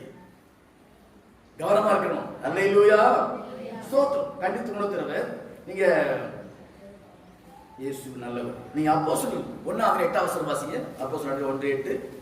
பரிசுத்த ஆவி உங்களிடத்தில் வரும்போது இந்த பலத்த காற்று மூலமாக இந்த ஒருமனம், நம்முடைய ஒன்றான கூடுகை, நம்முடைய பரிசுத்தம் இப்படி கூடி இருக்கும்போது பரிசுத்தர் மட்டும் வரும்போது முதலாவது நீங்கள் பலன் அடைகிறீர்கள். ஆவியின் பலன், சரீர பலன் இரண்டாவது. நீங்க எல்லாம் கிட்ட எல்லாம் பலவீனம் தான் இருக்குது இன்னைக்கு. அவர் பரிசு வேண்டிய இருக்குது. சரீர பலவீனமா இருக்குத, சரீர பலம் இழுத்து போட்டுருவாங்க. சாப்பிட சாப்பாடு, குடிக்கிற தண்ணி, சுவாசிர காற்று நம்ம பலவீனப்படுத்தும். அந்த ஆவியானவரை பலப்படுத்துகிறார். அல்லேலூயா. ஆவியானவர் பலம் கொடுக்கிறார். எந்த பலம் கொடுக்கிறார்? பாவத்தை எதிர்க்கிற பலம், சாபத்தை எதிர்க்கிற பலன், பிசாசை எதிர்க்கிற பலன், மாம்ச இச்சைகளை எதிர்க்கிற பலன், இந்த உலகத்தில் வர எதிரடியான பாவ காற்றுகளை தூசியாக்குகிற எதிர்க்கிற பலனை கொடுக்கிறார். கர்த்தர் ஆவியானவர் பலன் கொடுக்கிறார். அல்லேலூயா, அல்லேலூயா. என்னால் இதை ஜெயிக்க முடியல, பாவ சிந்தையை ஜெயிக்க முடியல அப்படின்னா பரிசுத்தம் இல்லைன்னு அர்த்தம். ஏன் இல்லை? உன்ட பரிசுத்தம் இல்லாம இருக்கலாம், இவ்வளவு வாஞ்சை இல்லாம இருக்கலாம், தாகம் இல்லாமல் இருக்கலாம், ஒருமனம் இல்லாமல் இருக்கலாம், உண்மை இல்லாமல் இருக்கலாம், ஏதோ ஒரு சக்தி தான். என்னால் அந்த குறிப்பிட்ட சுபாவத்தை ஜெயிக்க முடியல, தோற்று போயிருந்தனே அப்படின்னு சொன்னா பலப்படுத்துற ஆவியானவர்கிட்ட இல்லாமல் இருக்கலாம். ஒரு வேளை என்ன செய்யறது? இன்னைக்கு போய் முழங்கால் போடுங்க. ஆவியானவரே, இந்த குறிப்பிட்ட சுபாவத்தை என்னால் ஜெயிக்க முடியல, இந்த குறிப்பிட்ட மனிதனுடைய பார்வை என்னால் ஜெயிக்க முடியல, இந்த குறிப்பிட்ட மனித ஹாய் வருது அதை நான் ஜெயிக்க முடியலையே, நான் வெறுக்கிறேன் ஆனா ஜெயிக்க முடியல, நான் விரும்பல ஆனா ஜெயிக்க முடியல. நீ நல்லவன், நீ நல்லவர்கள். நீங்க முழங்கால் போட்டு, ஆண்டவரே இந்த பாவ சுபாவத்தை ஜெயிக்கிற பலத்தை எனக்கு தாங்கப்பா கேளுங்க, அவர் தருவாரு. அல்லேலூயா, அல்லேலூயா. ஆமா, எனக்கு வயசு 60 தாண்டிட்டு இன்னும் இந்த பாவ காட்சி வீசத்தான் செய்யும். ஆண்டவரே என்ன பலன் தாங்க அப்படிமா. உண்மைதான் சொல்றேன். ஒரு 90 வயசு தாண்ட ஒரு பெரிய பரிசுத்தவான் சொல்லி இருக்கிறார், எழுதியிருக்கிறார் புத்தகத்தில் இருந்தா, இன்றைக்கும் பாவம் என்னை சோதித்துக் கொண்டே இருக்கிறது, பாவம் செய்வதற்கு என் சரீரம் இன்றைக்கு ஆயத்தமா இருக்கிறது, இந்த பரிசுத்த ஆவியானவர் என்னை பலப்படுத்தி பாதுகாத்துக் கொண்டிருக்கிறார். 90 வயது தாண்டிய பரிசுத்தவான் சொன்ன வார்த்தை. அல்லேலூயா. அதான் நான் சொன்னேன், காலம் தூக்கிட கூடாது. அல்லேலூயா. பரிசுத்தர் வரும்போது முதல்ல பலன் தருகிறார். நான் என்ன சொல்றேன்னா, சரீர பலன், இரண்டாவது பாவத்தை எதிர்க்கிற பலன், பாவத்துக்கு அதிபதியா இருக்கிற பிசாசை எதிர்க்கிற பலன், பாவத்தை கொண்ட சூழ்நிலைகளை எதிர்க்கிற பலன், பாவத்தை கொண்ட மனிதனுடைய எண்ணங்களையும் நினைவுகளையும் பார்வையை ஜெயிக்கிற பலன் அவர் தான் தருவார். அந்த பலம் மனுஷனுக்கு கிடையாது, அவர் தான் தருவார். பரிசுத்தவான் பலன் அடைவீர்கள். அதுக்கப்புறம் எருசலேமிலும் யூதேயாவிலும் சமாரியாவிலும் பூமி கடைசி பரியந்தம் எனக்கு சாட்சிகளா இருப்பீர்கள். இவர்கள் அர்ப்பணிக்கப்பட்டவர்கள், கர்த்தரின் வாழ்க்கை அர்ப்பணித்தவர்கள், கர்த்தரால் பிரித்தெடுக்கப்பட்டவர்கள், அவங்கதான் சாட்சி உள்ளவர்கள். அல்லேலூயா. ஏதோ பத்துக்கோ சபைக்கு வந்துட்டா நான் சாட்சி சொல்லிடக்கூடாது. கர்த்தர் தன் ஆவி ஆத்மா சரத்தை அர்ப்பணித்தவர்கள், தேவனால் பிரித்தெடுக்கப்பட்டவர்கள், வேத வசனத்தில் நிலைத்திருக்கிறவர்கள், பரிசுத்தாவின் பலத்தை பெற்றவர்கள், இவங்க தான் இந்த உலக சாட்சியை வாழ முடியும். எந்த கொம்பனால சாட்சியை வாழ முடியாது இவர் இல்லாம. அல்லேலூயா, அல்லேலூயா. ஏதோ ஒரு இடத்துல ஓட்ட விழுந்துரும், ஏதோ ஒரு பக்கம் உடம்பு விழுந்துரும், ஏதோ ஒரு பக்கம் பாதிச்சிடும். 99 மார்க் வாங்க, ஒரு மார்க்ல போயிடும். 99 மார்க் தன்னுடைய பலத்தினால, தன்னுடைய ஞானத்தினால, திறமையினால வாங்கியிருக்கலாம், ஒண்ணு போயிடும். இந்த பரிசுத்த ஆவியில் இருந்தா 100% மார்க் வாங்கிடலாம். ஆவிக்கிற வாழ்க்கை படிப்புலயே வாங்கலாம். நான் அபிஷேகம் பெற்ற 100 மார்க் வாங்கினா, அபிஷேகம் பெற்றனா அந்த தடவை நீ ஒழுங்கா படிக்கணும். சிந்தைகள் அரிசிகள் குப்பைப்படக்கூடாது. நல்ல நிலத்தில் விதைக்கப்பட்ட விதை 30-60 பலம் கொடுத்து பார்த்தீங்களா? அந்த இருதயமாகி இந்த நிலம் சுத்தமா இருந்ததுன்னா படிக்கிறது அப்படியே மனசு தாங்கும், மார்க் வாங்கலாம். எத்தனையோ ஏழை பிள்ளைகள் நிறைய மார்க் வாங்கியிருந்தாங்க. அற்பமான பிள்ளைகள், சாதாரண பிள்ளைகள் நிறைய மார்க் வாங்கியிருந்தாங்க. என்ன காரணம்? சிந்தையை சுத்தமா வச்சிருக்கிற, குப்பை உள்ள சேராம வெறுமையா இருக்குது, படிக்கிற பாடம் அப்படியே உள்ள இருக்குது, பரீட்சை எழுதி மார்க் வாங்கிடுது, அவ்வளவுதான். அல்லேலூயா. சாட்சியாய் வாழ்வதற்கு உதவி செய்கிற பரிசுத்த ஆவியானவர். ஸ்தோத்திரம். நீங்க அதுக்கப்புறம் பாத்தீங்கன்னா அப்போஸ்தலர் 4:31 வாசிங்க. அப்போஸ்தலர் 4:31. அவர்கள் ஜெபம் பண்ணின போது கூடின இடம் அசைந்தது. அவர்கள் எல்லாரும் பரிசுத்த ஆவியால் நிரப்பப்பட்டு போதும். இப்ப இந்த பரிசுத்த ஆவியை பெறதுக்கு என்ன தகுதி? பெற்றவங்க என்ன செய்வாங்க? ஜெபம் பண்ணாங்க, கூடி இருந்தேன்னா அசைஞ்சு பரிசுத்த ஆவியை பெற்றுட்டாங்க, அவ்வளவுதான். நான் முதல்ல சொன்னது அதான் சொன்னேன். அப்போஸ்தலர் 2 அதிகாரத்திலே அதேதான். ஜெபம் பண்ணாங்க, பரிசுத்த ஆவியை பெற்றாங்க, பெற்றவோட தைரியம் வசனத்தை பேசினாங்க. இதுதான் பரிசுத்த ஆவியை பெறுவதற்கு என்ன செய்ய வேண்டும்? பெற்றவர்கள் என்ன செய்வார்கள்? பெறுவதற்கு என்ன செய்ய வேண்டும்? பெற்றவர்கள் என்ன செய்வார்கள்? ஒரு மனமா பரிசுத்தோடு பகிர ஜெபம் இருந்தா பரிசுத்த ஆவி ஊற்றப்படுவார். அவர் வந்தாருன்னா வசன தைரியமா பேசுவாங்க. இப்ப நம்ம சில நேரத்தில் யாரும் சொல்றது வெக்கமா இருக்கும். எதிர்த்து கேட்டா என்ன சொல்றது? எதிர்த்து கேட்டா என்ன சொல்றது? ரொம்ப கிரிட்டிக்கலா கேள்வி கேட்டா என்ன செய்யறது? நம்மளால ஒன்றும் செய்ய முடியாது. ஏன்னா உலகத்தாருக்கு அனந்த ஞானம் உண்டு, நமக்கு தேவ ஞானம் உண்டு, அதுக்கு அனந்த ஞானம் உண்டு, உலக ஞானம் உண்டு. ஆனா அந்த பரிசுத்த ஆவி நம்மள இருந்தாருன்னா எந்த மனிதனுக்கும் தைரியம் பேச முடியும். அதான் பவுல் சொல்லுவாரு, ராஜாக்கள் முன்பாக இருக்கும் போது பேச வேண்டிய அறியாமல் இருக்கிறபடினால் பரிசுத்த ஆவியானவர் முன்னிருந்து பேசுவார். அல்லேலூயா. அதான் பவுல் விசாரிக்கும் போது சொல்லுவோம், எப்ப நீ நிறுத்திக்க, பேசாத, உன் பேச்ச கடை என்னை கொஞ்சம் கூட என்னை கிறிஸ்தவன் ஆக்கிடுவேன் அப்படி சொல்றாங்க. அந்த நியாய விசாரிச்ச சொன்ன, உன் பேச்சு என்னை கிறிஸ்தவன் ஆக்குறது போல தெரியுது, நிறுத்து. எந்த ஞானம்? பவுல் பெரிய படிப்பாளி, பெரிய ஞானமா. அவன் படிப்பு ஞானம் அப்படி பயன்படுத்தல, அவனுக்குள் இந்த பரிசுத்த ஆவியானவர் அப்படி பயன்படுத்தினார். அல்லேலூயா. பேசுவதற்கு அந்த வாஞ்சை அல்லது அந்த தைரியம் இருக்கா? அப்படி இருக்குன்னு சொன்னா பரிசுத்தம் இருக்குன்னு அர்த்தம். இல்லைன்னு சொன்னா பேச வைக்கப்படுத தெரியலன்னு சொன்னா இன்னும் உங்ககிட்ட பரிசுத்தம் இல்லைன்னு சொல்லி நீங்க முடிவு பண்ணிக்கணும். நான் உங்க குற்றவாளி சொல்ல விரும்பல. அல்லேலூயா. அல்லேலூயா. நல்லா ஜெபம் பண்ணுங்க, நல்லா பைல் வாசிங்க. எவன்கிட்ட எந்த வார்த்தை பேச வேண்டும் என்று வாய் வச்சு டக்கு டக்குன்னு வரும். அப்ப சொல்லுவாங்க, இவனுக்கு அந்த ஞானம் எங்கிருந்து வந்தது? இவ்வளவு திறமையா பேசுறான், நீ தச்சடைய குமாரன் அல்லவா அப்படி சொன்னா பாத்தீங்களா? அது உங்களே சொல்லுவான், இவன் இந்த பையன் கிடந்த பையன் எப்படி பேசுறான் பாரு, எங்க கிடந்தவா இவன் எப்படி பேசுறான் பாரு, ஆச்சரியமா இருக்கு பேசுறதுக்கு. இவன் பேசல, இவருக்கு அந்த பரிசுத்த ஆவியானவர் பேசுகிறான். அல்லேலூயா. வசனத்தை தைரியமா பேச வைப்பார். இந்த ஊழியம் எனக்கு வேணும், இந்த ஊழியம் இன்றைக்கு வேணும். இனி ஒரு காலங்கள்ல எல்லாம் இன்னைக்கு கன்வென்ஸ் கூட்டம் நடத்துறது எல்லாம் அவசியம் இல்லாது. என்னை பொறுத்த வரைக்கும் எழுப்புற கூட்டங்கள்லாம் நடக்கட்டும், ஆனால் அதுல பெரிய ஒரு சாதம் ஒண்ணுமே கிடையாது. எத்தனையோ கருத்தரங்கள், எத்தனையோ கான்ஃபரன்ஸ் நடக்குது, என்ன பிரயோஜனமோ நமக்கு தெரியல. ஒவ்வொரு தனி நபரும் வேத வசனத்தை தனக்கு எதிரே இருக்கிறோட தைரியம் பேச ஆரம்பிச்சுட்டா இதை விட பெரிய கன்வென்ஷன், பெரிய ஊழியம் ஒண்ணுமே கிடையாது. அல்லேலூயா. ஒரு பைசா செலவு பண்ண வேண்டாம், ஒரு பக்கம் வார்த்தை அடிக்கணும், செய்யறது தப்பு இல்லை, செய்யறது செய்யட்டும். ஆனா ஒரு தனிநபர் இந்த அனுபவத்துல வந்துட்டாங்கன்னா பல லட்சம் ரூபாய் செலவு பண்ணி நடக்கிற ஒரு கூட்டத்தை காட்டிலும் ஒரு செலவு இல்லாம ஒரு தனி மனசு ஒரு ஊழியம் பண்ணி முடிச்சிருவாங்க. அல்லேலூயா. நான் கொடநாட்டில் அந்த தரங்கம்பாடி போயிருக்கும்போது அந்த சீகமால் கட்டின முதல் சர்ச்சையை போய் பார்த்தேன். 1800 ஏதோ சம்திங் கட்டியிருக்கு.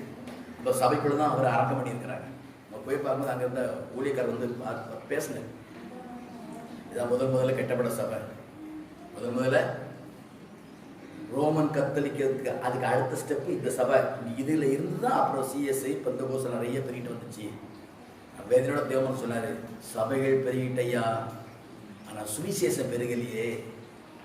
சுவிசேஷம் பெருகல, சபை பெருகிட்டு, ஊழியக்காரர் பெருகிட்டாங்க, ஊழியம் பெருகிட்டு. ஐயோ, இன்னைக்கு யூடியூப்ல பார்த்தா, வாட்ஸ்அப்ல பார்த்தா, பேஸ்புக்ல பார்த்தா, ஆடாட ஊழியம் எக்கச்சக்கமான ஊழியம். சில கூடுகள்ல பார்த்தா ஒரே ஆர்ப்பரிப்பு, ஒரே ஆரவாரம், வாயெடுப்புதல், ஃப்ராடு, பொய், மாயை.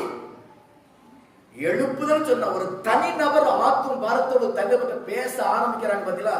அப்படி பேச ஆரம்பிக்கிறது தான் எழுப்புதல் உண்மை. என்ன பொறுத்த வரைக்கும் அப்படித்தான். நீங்க என்ன சொல்லுங்க? ஒவ்வொரு தனிநபரும் இந்த அனுபவத்தோட வேத வசனத்தை ஒரு மனிதர் பேச ஆரம்பிச்சுட்டாங்கன்னா அதுதான். அப்படி எல்லாரும் பேச ஆரம்பிக்கணும், எழுப்புதல் வந்தாச்சுன்னு அர்த்தம். ஏதோ ரூம்ல போட்டு மியூசிக்க கட்டா போட்டு அடிச்சு மண்டையெல்லாம் அந்த பக்கம் அந்த மொட்டை அடிச்சு விதவிதமா ட்ரெஸ் பண்ணி லைட்டெல்லாம் விதவிதமா போட்டு ஆடி பாடி கும்பாளம் போட்டு கூத்தடிச்சதுனால, விசில் அடிச்சதுனால எழுப்புதல் கிடையாது. அது வந்து இந்த எமோஷனல் ஒரு உற்சாகம், உனக்குள்ள உற்சாகம், அவ்வளவுதான். அது ஒன்னோட போயிடும். எழுப்புதல் சொன்னால் தனிநபருடைய உள்ளத்தில் ஒரு ஆத்ம பாரம் வரணும். சங்கீதக்காரன் சொல்லுவான், அவன் வேதத்துக்கு கீழ்ப்படியாதபடினால் என் கண்களில் கண்ணீர் தாரையாக வடிந்தது.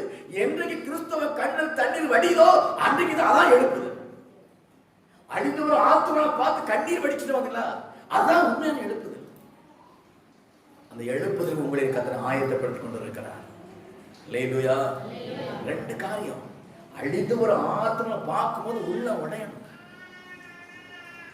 ஒரு மனிதன் பார்க்கும்போது வசனத்தை பேசுவதற்கு ஆயத்தமா இருக்கணும், பேசணும். இந்த ரெண்டு காரியம் ஒரு மனுஷன் வந்துட்டுனா அவர்களுக்குள் எழுப்புதல் வந்துச்சு.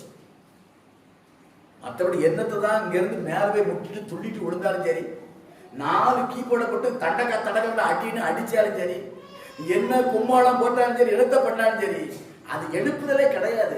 அது மாய்மாலம். அது இன்னும் சொல்ல போனா எழுப்புதலை அழிக்கக்கூடிய ஒரு தீய சக்தி. அப்படிதான் சொல்லுவோம். மற்ற என்ன சொல்லுவாங்க, என்ன சட்டக்காடு போடுறோம் அப்படின்ட்டு போவோம். அதான் எழுப்புதல். சாட்சியுள்ள ஒரு வாழ்க்கை, ஆத்தோ பாரதர் கண்ணீர் வடிக்கிற ஒரு அனுபவம், வேத வசனம் சரியா பேசும் பதிலா இதான் எடுப்பு. அந்த வார்த்தையை கேட்கும் போது கேட்கிற உள்ளத்துல கொழுந்து விட்டு எரியும். இவ்வளவு நல்ல இயேசு, இவ்வளவு வார்த்தை பைபிள் இருக்குதா, இப்படிலாம் நீங்க வாழ்றீங்களா, இவ்வளவு தெரியாம போச்சே அப்படி சொல்ல வைக்கிற பதிலா இதுதான் எழுப்புதல். அல்லேலூயா. எழுப்புதல் ஒரே அந்தார மொத்தம் வந்துடும். ஒவ்வொரு தனி நபருக்குள் வரணும் எழுப்புதல். ஒவ்வொரு குடும்பத்துக்குள்ள வரணும், ஒவ்வொரு சபைக்குள்ள வரணும். அதுக்கப்புறம் தேசம் தன்னால வரும் நடக்கும். மற்றபடி என்ன கும்மாளம் போட்டாலும் சரி, நீ தலைகளை வித்தடிச்சாலும் சரி, சாசி கைத்தடி சரி, ஏமாந்துட்டு இருக்கான் பாரு. ஏமாந்த குருவிக்கு மொட்டை வால்னு நகைச்சிக்கிட்டு இருக்கான். ஏமாந்த குருவிக்கு மொட்டை வால் நீங்க நகைச்சிட்டு இருக்கிறான். இன்னைக்கு கர்த்தருடைய பிள்ளைகள் இன்னைக்கு ஒரு விழிப்புணர்வு காணப்பட வேண்டும். அல்லேலூயா. ஜெபம், அபிஷேகம், வார்த்தை. ஜெபம் சொல்லும் போது துதி, ஸ்தோத்திரம், நன்றி, பரிசுத்தம், வேத வசனம் இதெல்லாம் சேர்ந்துதான் ஜெபம். இதெல்லாம் சேர்ந்தது என்னது? ஜெபம். அப்படித்தானே? சும்மா போயிட்டு ஆண்டவரே எனக்கு தருந்த ஆமேன், அல்லேலூயா, தோத்திரம், ஆமேன் அப்படின்ட்டு போயிட்டு அதுக்கு ஜெபம் இல்லை.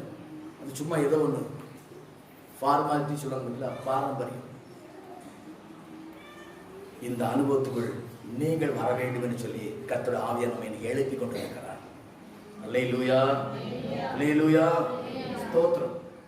நீங்க அப்போஸ்தலர் 4:31 வசனம் வாசிங்க. சரி, அதை வாசிப்போம். ஆதியாகமம் 8:1 வாசிங்க. நான் முடிச்சது சீக்கிரமா. ஆதியாகமம் 8:1 வசனம். தேவன் நோவாவையும் அவனுடனே பேழையில் இருந்த சகல காட்டு மிருகங்களையும் சகல நாட்டு மிருகங்களையும் நினைத்தருளினார். பேழைக்குள் இருந்தவளை கர்த்தர் நினைத்தார். தெரியும் சம்பவம் உங்களுக்கு. உலக பாவம் பெருகி போச்சு. முழு உலகத்தை கர்த்தர் தண்ணியில் அழிக்க சொன்னாரு.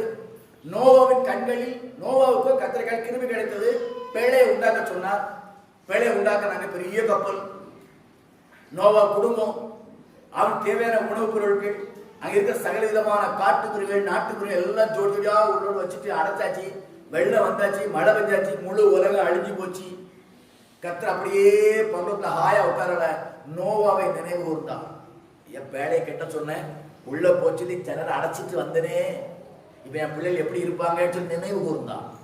அல்லேலூயா. பேழைகள் என்ன பண்ணிருப்பாங்க நினைக்கிய? என்ன பண்ணிட்டு இருப்பாங்க? சண்டை போடல, அப்படி பைபிள் இல்லை. நான் எப்போ சொல்லுவாங்க, 3 மருமக 3 ஒரு மாமியா இருந்தா, ஒரு அப்பா 3 மகன், குடும்பமா இருந்துச்சு, பிரச்சனை இல்லாம இருந்துச்சு, ஒரு மனம் இருந்துச்சு. ஆனால் தேவனுக்காக அவர் எதை செய்ய முடியாதபடி அடைக்கப்பட்டிருந்தார்கள். தேவன் நினைவு கூர்ந்தால் ஒரு காற்றை வீச செய்தார். அப்படிதான் இருக்கு. காற்றை வீச பண்ணினார். இந்த காற்று சூழ்நிலைகளை சாதகமாய் மாற்றுகிற காற்று இது. அல்லேலூயா. அடைக்கப்பட்ட சூழ்நிலைக்கு திறந்த வாசலை கொடுக்கிற ஒரு காற்று. இன்றைக்கு இந்த காற்று உங்கள் உள்ளத்துல வீசி இருக்கு, நான் விசுவாசிக்கிறேன். ஆமென் சொல்லுங்க, அல்லேலூயா சொல்லுங்க. அல்லேலூயா. செயல்பட முடியாத அடைக்கப்பட்டிருக்கிறவர்களுக்கு இந்த காற்றை வீசி உங்கள் திறந்த வாசலை வைத்திருக்கிறார். உங்களுக்கு சுயாதீனத்தை கொடுத்திருக்கிறார், வழியை திறந்திருக்கிறார். இன்னைக்கு நம்ம உள்ள உங்களுக்கு கொஞ்சம் குடுந்துட்டு எரித்தான் செய்யணும். நான் உணர்கிறேன் ஆவியில, இனிமே நாம் உண்மையிலே நமக்கு எழுத்து உண்டாக வேண்டும், உண்மையிலே நமக்கு ஒரு கிறிஸ்தவ வாழ்க்கை வாழ வேண்டும் ஒரு தீர்மானம் ஒரு சில உள்ளத்துல வருகிறதை நான் உணர்கிறேன். இந்த காற்று சூழ்நிலைகளை உங்களை சாதகமாய் மாற்றுற ஒரு காற்று, செயல்பட முடியாமல் இருக்கிறவனை செயல்பட வைக்கிற ஒரு காற்று. இந்த காற்று நோவாவின் மேலே அந்த பேடி அந்த நயத்தை வீசின காற்று இன்றைக்கு உங்கள் மத்தியிலே வீசி கொண்டிருக்கிறது. அல்லேலூயா, அல்லேலூயா. ஸ்தோத்திரம். பேடை கதவை திறந்தாச்சு, வெளியே வந்தாங்க. வந்தா என்ன பண்ணாங்க? பலி செலுத்த ஆரம்பிச்சாங்க, செயல்பட ஆரம்பிச்சாங்க. கர்த்தருக்காக, கர்த்தருக்கு பிரியமானபடி, கர்த்தரை கரத்தில் அவர் நாமத்தை மகிமைப்படுத்த செயல்பட ஆரம்பிக்க வைத்த காற்று இன்றைக்கு உங்கள் மத்தியில் வீசிக்கொண்டிருக்கிறது, செயல்படும்படியாக. அல்லேலூயா. வீட்டில் நல்ல வசனம் வாசிங்க. நான் சுருக்கமா சொல்றேன். இந்த காற்று என்ன காற்று? செயல்பட வைக்கிற காற்று, சூழ்நிலைகளை சாதகமாய் மாற்றுற காற்று, பாதகங்களை சாதகமாய் மாற்றுற காற்று, எதிர்ப்புகளை திறந்த வாசலை கொடுக்கிற ஒரு காற்றாகும். இந்த காற்றை யாரும் தடுக்க முடியாது. அல்லேலூயா. இந்த காற்றை தடுக்க முடியாது. யார் தடுத்தா அன்றைக்கு அந்த காற்றை? காற்றை வீசிட்டு தண்ணீர் எல்லாம் குறைஞ்சு போச்சு, கதை திறந்தாங்க, வெளியே வந்துட்டாங்க, வேலை செய்ய ஆரம்பிச்சுட்டாங்க, செயல்பட ஆரம்பிச்சுட்டாங்க. ஜெனரேஷன் பெருக ஆரம்பிச்சது, ஜன கத்தை தொழுது கொள்ள ஆரம்பிச்சாங்க. எல்லாம் நடந்துச்சு. இன்னைக்கு உங்கள் வாழ்க்கையில் இந்த காற்றை கத்தை வீச செய்து கொண்டிருக்கிறார். நான் விசுவாசிக்கிறேன். ஆமென் சொல்லுவார். திரும்ப அல்லேலூயா சொல்லுவோம். சூழ்நிலைகளை மாற்றுகிற ஒரு காற்று. யாத்திராகமம் 14:21 வாசிக்க. யாத்திராகமம் 14:21.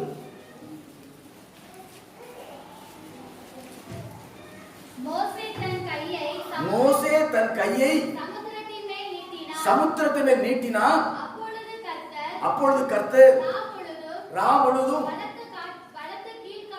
ஒரு கீழ்காற்றினால் சமுத்திரம் ஒதுங்கும்படி செய்தார். தொடர்ந்து வீட்டில் வாசிப்பாங்க. இந்த காற்று மீண்டும் சொல்லுங்க, அவங்க வாழ்க்கையில தடைகளை மாற்றுற காற்று, புதிய வாசலை திறக்கிற காற்று, பின்னால் வர எதிரிகளை அழிக்கிற காற்று, உங்களை வாழ வைக்கிற காற்று. அல்லேலூயா. நீங்களும் காலம் நோக்கி பிரயாணம் பண்ண உற்சாகப்படுத்துற ஒரு காற்று. நான் சொல்றேன், பரலோக ராஜ்யத்துக்குள்ள ஆயத்தப்பட்ட ஒரு காற்று, பரலோக ராஜ்யத்துக்கு போகிற வாஞ்சியை கொடுக்கிற ஒரு காற்று, தடை செய்த பிசாசை அழிக்கிற ஒரு காற்றாக இந்த காற்று. அல்லேலூயா. காற்று வீசி கடல் பிளந்தது. இஸ்ரவேல் ஜனங்கள் உள்ள வனாந்தர வட்டாந்தர் நடந்தாங்க. துணிகரமா வந்த அந்த எகிப்தின் சேனைகள் உள்ள வந்து அவர்கள் அழிந்து போனார்கள். இவர்கள் பிழைத்துக் கொண்டார்கள். பிழைப்பூட்டுற காற்று, தடைகளை மாற்ற காற்று, வழி திறக்கிற காற்று, உங்க வாழ்க்கையில் புதிய வழி கத்தரை திறக்கிறார். அப்படிலாம் வழி இல்லாம இருந்த பாஸ்டர் இருந்தது, இன்னைக்கு புதிய வழி திறக்கிறது. அல்லேலூயா, அல்லேலூயா. ஒரு வருஷம் சொல்லி முடிச்சு 2:11 ரைட் 11. எலியாவும் எலிசாவும் பேசிக்கொண்டு நடந்து போகிறார்கள். இதோ அக்கினி ரதமும் அக்கினி குதிரைகளும் அவர் நடுவாக வந்து இருவரையும் பிரித்தது. எலியா சுழல் காற்றிலே பரலோகத்துக்கு ஏறி போனான். ஹல்லேலூயா. இந்த சுழல் காற்று சீக்கிரம் வரப்போகிறது. இந்த சுழல் காற்று வரதற்கு ஆயத்தமாக இருக்கிறது. ஆண்ட பண்டகங்களை திறக்க ஆயத்தப்பட்டு கொண்டிருக்கிறார். இந்த சுழல் காற்றை வீசுவதற்கு உங்களை என்னையும் அவர் நம்பி இருக்கிற பிள்ளைகளை, தன் பரிசுத்தத்தை காத்துக் கொண்டிருக்கிற பிள்ளைகளை அவருடைய உபதேசம் நினைத்திருந்த பிள்ளைகளை இந்த பரலோக ராஜ்யம் எடுத்துக்கொள்ளப்படபடியாக ஒரு காற்றை வீசுவதற்கு ஆண்டு ஆயத்தமாய் இருக்கிறார். பறப்பதற்கு நாம் ஆயத்தமாய் காணப்பட வேண்டும். அல்லேலூயா, அல்லேலூயா. சுழல் காற்றுக்கு ஆயத்தமாய் காணப்பட வேண்டும். என்னைக்கு வர போறாரு? நான் சொல்லிட்டே இருக்கிறாங்க. அடையாளம் இன்னைக்கு நடந்துட்டு இருக்குது. கொள்ளை நோய், பூமி அதிர்ச்சி, பாவம் பெருத்து போய் அறிவு பெருத்து போற ஒரு உலகம். வேதாகம் சொல்லக்கூடிய அத்தனை அடையாளம் நடந்து உலகம் முடிய போகிறது. சுழல் காற்று வரப்போகிறது. எலியாவை கொண்டு போற தேவன் பிள்ளைகளை எடுத்து கொண்டு போய் வரப்போகிறார். சபையை ஆயத்தமாய் காணப்படுங்கள். அல்லல் தட்டி விடாதீங்க. பிசாசு இடம் கொடுத்துறாத. திரும்ப சொன்ன ஆய்க்கு இடம் கொடுத்துறாத. தேவையில்லாத மனித ஐக்கியத்துக்கு இடம் கொடுத்துறாத. தேவையில்லாத உறவுக்கு இடம் கொடுத்துறாத. கண்கள் இச்சைக்கு இடம் கொடுத்துறாத. இதற்கு கேடான சிந்தைக்கு இடம் கொடுத்துறாத. பாவத்துக்கு இடம் கொடுத்துறாதீங்க. சுழல் காற்று வரப்போகிறது. கர்த்தர் பண்டாசாலை திறப்பதற்கு ஆயத்தமா இருக்கிறார். அணையில வெள்ளம் நிறைய பிறந்து நிறைஞ்சிட்ட உடனே அந்த வாசல் திறக்கும் போது தண்ணி சீறி பாய்ந்து வரும். அதை போல ஆண்டவர் இன்னைக்கு திறப்பதற்கு ஆயத்தமா இருக்கிறார். பண்டாசாலை திறப்பதற்கு, சுழல் காற்று வருவதற்கு ஆயத்தமா இருக்கிறது. நீங்கள் ஆயத்தமாய் காணப்படுங்கள். எல்லாரும் அப்படியே பழங்கால் படிக்கிடுவோம். இயேசுவே உமக்கு நன்றி ஆண்டவரே. ஹல்லேலூயா, ஹல்லேலூயா. தெய்வமே, இந்த பூமியில் ஒருவரும் கெட்டு போகாதபடி எல்லோரும் மனதில் பாவம் நிச்சயத்தை பெற்று பரிசுத்த வாழ்க்கை வாழ்ந்து பரலோகத்தை சுதந்திரிக்க வேண்டும் என்று இந்த பூமியில் வந்து பலியான இயேசுவே, சிலுவை சுமந்த இயேசுவே, ரத்தம் சிந்தின இயேசுவே, உமக்கு நன்றி செலுத்துறோம் ஆண்டவர். நன்றியோடு வாழ்க்கிறதுதான் அழகா சொல்கிறேன். நான் போவேன் என்று சொன்னால் தேற்றரவான் வருவார். பாவத்தை குறித்து, நீதியை குறித்து, நியாயத்தை கண்டித்து உணர்த்துற தேற்றரவான் வருவார்.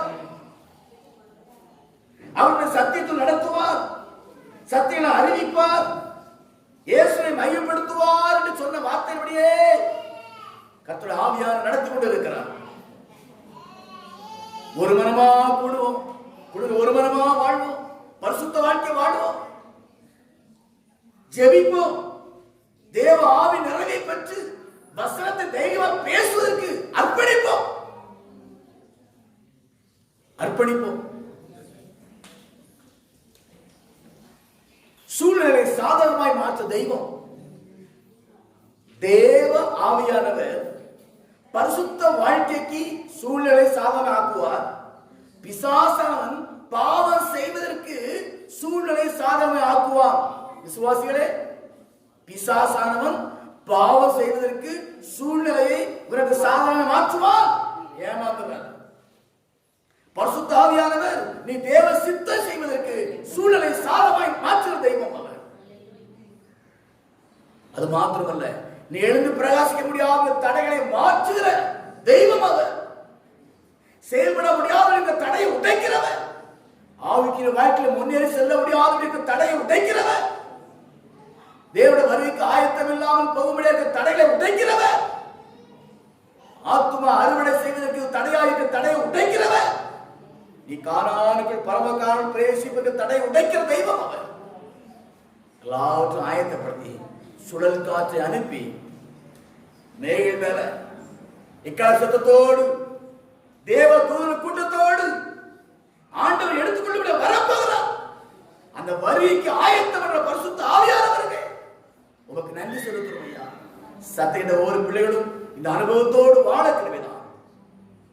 பரிசுத்தாவி இருக்கிறாரா இல்லையா என்று ஆராய்ந்து பார்த்து செயல்பட கிருபைதான். சாட்சியை வாழ்வோம் என்று சொன்னால் பரிசுத்தாவி இருக்கிறார். வசனத்தை பேசுகிறோம் என்று சொன்னால் பரிசுத்தாவி இருக்கிறார். நீதியோடு வாழ்வோம், கண்டித்ததை உணர்த்துதலை ஏற்றுக்கொள்கிறோம் என்று சொன்னால் பரிசுத்தாவி இருக்கிறார். ஆராய்ந்து பார்த்து சாட்சியாய் வாழ்ந்து தேவ ஆசீர்வாதத்தை பெற்று தேவ வருகைக்கு ஆயத்தப்பட்டு உலக மக்களை ஆயத்தப்படுத்துகிற ஒரு மக்களாய் நடத்துகிற ஆண்டவரே கோடி நன்றி செலுத்துறோம். சத்திய ஒரு பிள்ளை அப்படியே நடத்துவீராக. உடைய வாழ்க்கை உங்க நாமத்தை மகிழ்ச்சிப்படுத்தட்டும், இன்னும் ஆசீர்வதியும், இன்னும் பலப்படுத்தும், இனி எழுந்து பிரகாசிக்க கிருபை தாரும் ஆண்டவரே. ஸ்தோத்திரம். இயேசுவின் நாமத்தில் ஜெபிக்கிறேன் நல்ல பிதாவே. கர்த்தராகிய இயேசு கிறிஸ்து கிருபையும் பிதாவுடைய அன்பும் பரிசுத்த ஆவியின் ஐக்கிய வழி நடத்தலும் சமாதான சந்தோஷமும் சாட்சிய வாழ்க்கையும் நம் அனைவரோடு கூட சத்தத்தை கேட்ட அனைத்து தேவ பிள்ளைகளோடு கூட சதா காலம் காணப்படுவதாக. சரி சொல்லுவோம். என் ஆத்துமாவே கர்த்தரை ஸ்தோத்திரி, முழு உள்ளமே பரிசுத்த நாமத்தை ஸ்தோத்திரி. என் ஆத்துமாவே கர்த்தரை ஸ்தோத்திரி, அவர் செய்த சகல உபகாரங்களையும் மறவாதே. ஆமென். அல்லேலூயா, அல்லேலூயா, அல்லேலூயா. கர்த்தர் அவரை ஆசீர்வதிப்பாராக. தொடர்ந்து காட்சிகளை குறித்து நாம் ஒவ்வொரு நாள் தியானிப்போம். ஆயத்தோடு கேளுங்கள், தேவ ஆசீர்வாதம் பெறுங்கள், கேட்ட சத்தியத்தை மற்றும் பகிர்ந்து கொள்ளுங்கள். கர்த்தர் ஆசீர்வதிப்பார். ஆமென். அல்லேலூயா. கர்த்தருக்கு ஸ்தோத்திரம்.